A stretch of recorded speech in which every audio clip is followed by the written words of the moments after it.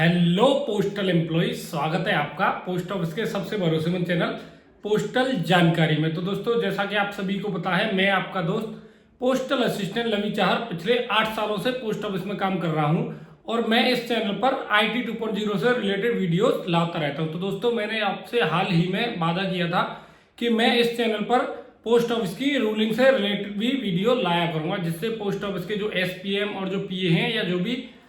Post office के employ हैं जो कि पोस्ट ऑफिस में काम करते हैं, उनके लिए ये वीडियो काफ़ी फायदेमंद रहेंगी। क्योंकि दोस्तों, बहुत सारे लोग ऐसे हैं जिनको रूलिंग के बारे में एक्चुअली नहीं पता है कि कोई भी काम हमें एज पर रूल किस हिसाब से करना है। तो इस वजह से वो अपने मर्जी से या जिस बताए गए तरीके से काम को कर देते हैं, जिससे उनको बाद में काफ़ी परेशानियों का सामना करना पड़ता है। तो दोस्तों, आज की वीडियो में ऐसे टॉपिक के बारे में बात करने वाले हैं जिसके बारे में हर डिलीवरी PA या SPM ने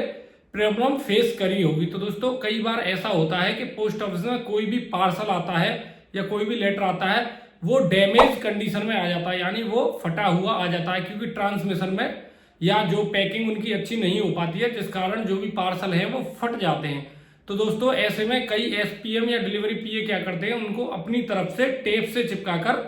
उनको डिलीवर करा देते हैं और बाद में जो भी डिलीवरी वाला होता है, यानी जिसके नाम से वो पार्सल आता है, वो पोस्ट ऑफिस में कंप्लेंट कर देता है कि पोस्ट ऑफिस वालों ने मेरा पार्सल खोल लिया है और बाद में टेप से चिपकाकर मुझे डिलीवर कर दिया है। तो दोस्तों, इसका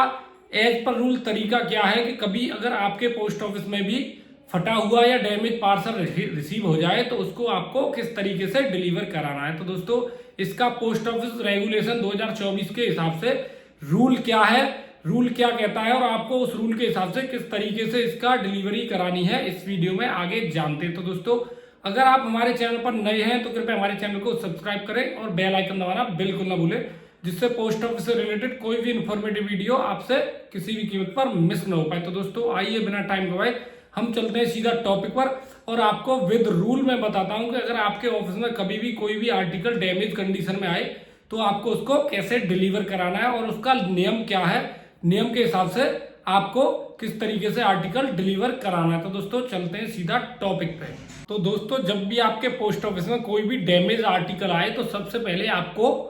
उसकी एक EB नोट कर देनी है। उस EB को अपने RMS या NSS जहां से भी वो आर्टिकल आया वहां भेज देनी है और दूसरी आपको अपने डिविजनल ऑफिस में भेज देनी है। उसके बाद दोस्तों, आपको जो कि पोस्ट ऑफिस रेगुलेशन 2024 का रूल नंबर 52 है, जो आप स्क्रीन पर देख रहे हैं, ये पोस्ट ऑफिस रेगुलेशन 2024 का रूल नंबर 52 है, जिसका नाम है डिलीवरी ऑफ डैमेज आर्टिकल। यानी जब भी आपका कोई भी आर्टिकल डैमेज कंडीशन में आता है तो आपको उसकी डिलीवरी नहीं करनी है, सिर्फ एक नोटिस, जो भी एड्रेसी है जिसके नाम से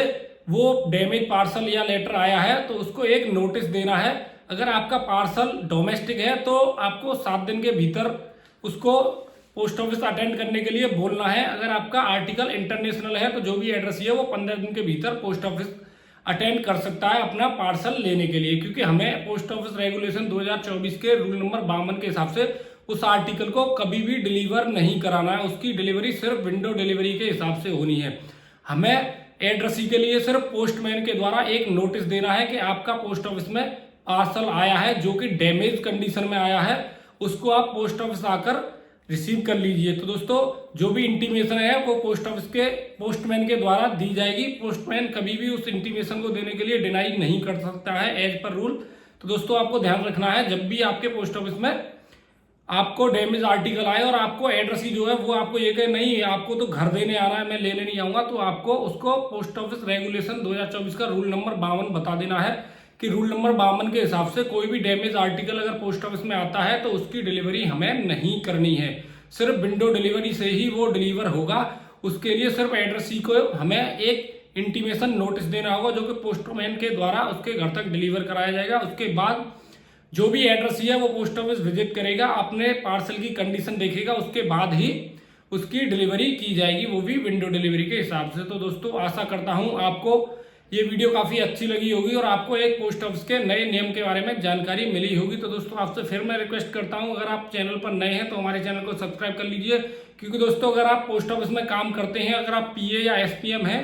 तो आपको किसी भी रूलिंग को लेकर कोई भी परेशानी आगे नहीं आएगी। अगर हमारे सारे वीडियोस को देखते हैं उन पर आपको 100% रूलिंग के बारे में जानकारी दी जाएगी, साथ ही काम करने का तरीका भी बताया जाएगा कि आप किस तरीके से रूलिंग के हिसाब से किस काम को कैसे कर सकते हैं। धन्यवाद।